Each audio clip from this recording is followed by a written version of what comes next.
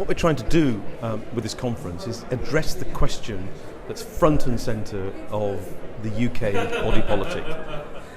Is the housing market broken? Is it hard for people to enter the housing ladder, which is part of their ambition? Is that itself a problem for regional labour mobility? Does the housing market lead to increases in wealth inequality? Does the way that we save in the housing market mean that banks don't have sufficient capital to lend elsewhere in the economy? To what extent is the housing market reflecting economic problems or amplifying them? And that's what we're trying to do at this conference, get to grips with the real problems that the housing market may be revealing or contributing to. We've had an amazingly rich set of presentations today from people who are in the industry, from academics and from policymakers. And one of the things I have to do is go away and understand all the messages I've been given.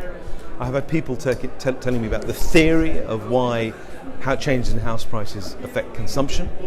I've had people explaining to me about changes in house prices in different parts of the country that are very different to London, for example, where a lot of the conversation occupies.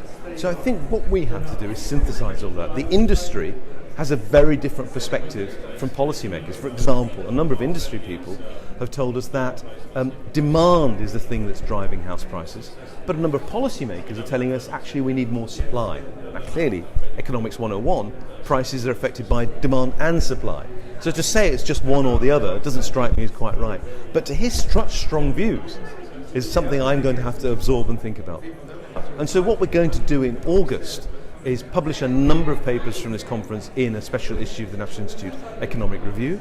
But more than that, what we want to do is synthesize some of the critical points that we've learned and talk to important policy-making bodies and make sure that what's on their radar are some of the issues we're picking up and thinking about as a result of this conference.